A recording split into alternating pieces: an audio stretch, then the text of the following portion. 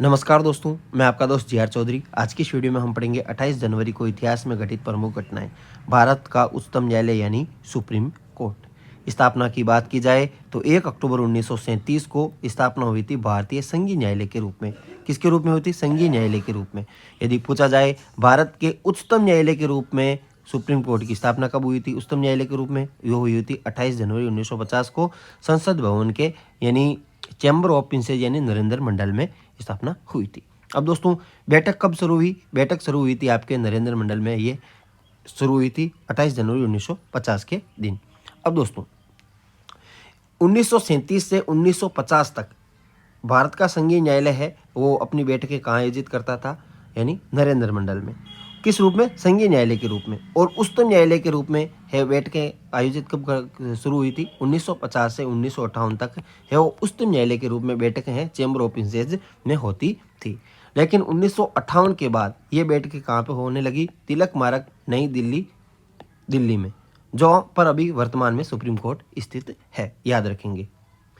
अब दोस्तों, कुछ और महत्वपूर्ण प्रश्न है कि संविधान के अनुच्छेद 124 से 147 तक किसका उपबंध दिया गया है? सर्वोच्च न्यायालय का यानी सुप्रीम कोर्ट का दिया गया है।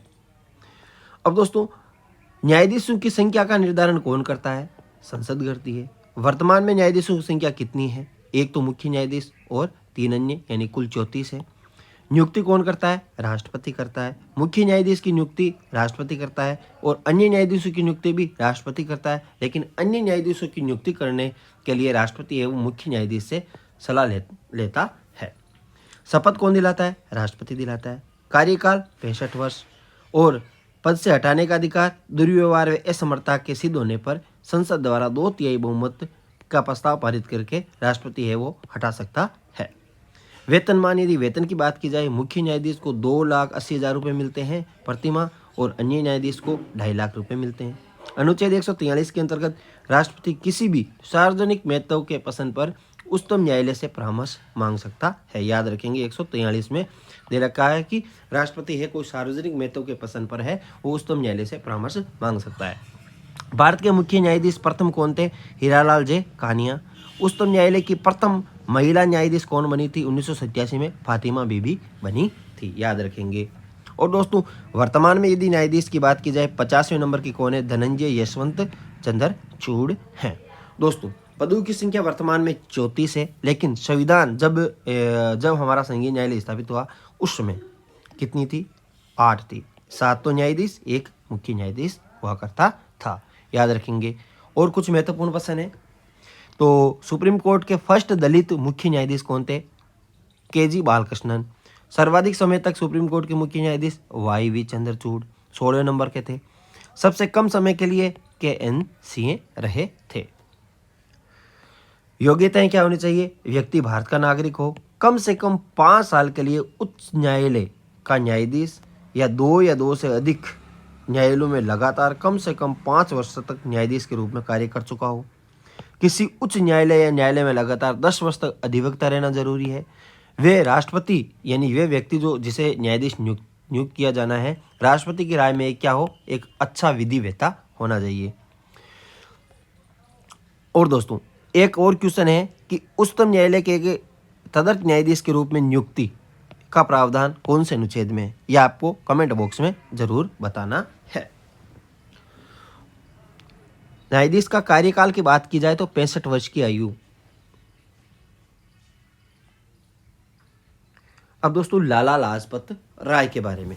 तो दोस्तों, लाला लाजपत राय, इनका जन्म 28 जनवरी 1865 को पंजाब के मेगा जिले में हुआ था। इनका निधन 17 नवंबर 1928 को हुआ था। भारत के प्रमुख स्वतंत्रता सेनानी थे। इन्हें पंजाब केसरी के नाम से भी जाना जाता था। इन्होंने पंजाब नेशनल बैंक और लक्ष्मी बीमा कंपनी की स्थापना भी की थी। ये भारतीय राष्ट्रीय कांग्रेस में गरम दल के 3 प्रमुख नेताओं यानी लाल बाल पाल में से एक थे।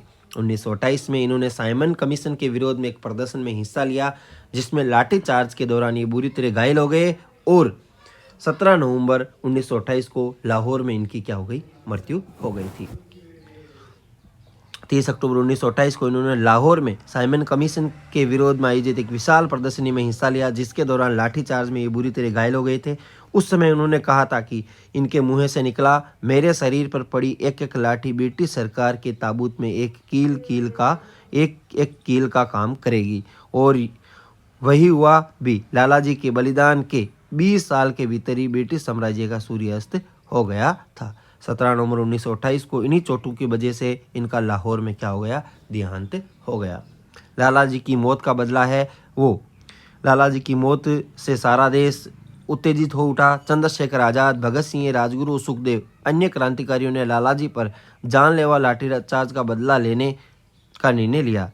इन देशभक्तों ने अपने प्रिय नेता की हत्या के ठीक 1 महीने बाद ही अपनी प्रतिज्ञा पूरी कर ली। 17 दिसंबर 1928 को ब्रिटिश पुलिस अधिकारी यानी सैंडर्स को गोली से उड़ा दिया। लालाजी की मौत के बदले सैंडर्स की हत्या के मामले में राजगुरु, सुखदेव और भगत सिंह को फांसी की सजा सुनाई गई।